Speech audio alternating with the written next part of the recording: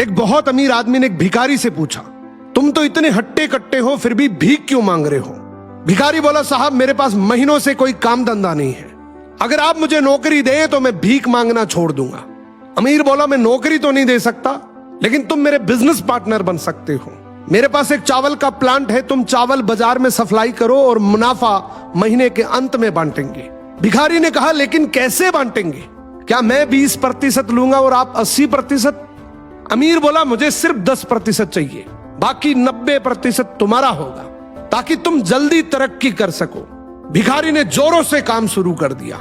उम्दा चावल और सस्ते दामों से उसकी बिक्री बहुत बढ़ गई और उसे खूब मुनाफा हुआ। लेकिन जब मुनाफा बांटने का समय आया तो भिखारी ने सोचा, सारी मेहनत तो मैंने की है, तो अब अमीर आदमी को 10% क्यों दूं? अगले दिन अमीर आदमी आया और जब हिस्सा मांगा तो भिखारी ने बहाना करते हुए कहा कि साहब मुझे तो बहुत नुकसान हुआ है, मुझे जितना मुनाफा हुआ है उतना तो कर चुकाना है, तो इस हिसाब से मुझे कोई मुनाफा नहीं होगा, तो आप इसके हकदार नहीं हैं। अमीर आदमी ने कुछ नहीं बोला और वहां से चला गया। भिखारी बड़ा खुश हुआ, सोचा सारा प्रॉफिट मेरा हो गया। अब भिखारी उन पैसे से रोज मौज करे। ऐसे करते करते उसके पास से सारे पैसे खत्म हो गए। अब पैसे भी नहीं है और काम धंधा भी नहीं है, तो मजबूरन उसको फिर से भीख मांगना शुरू करना पड़ा।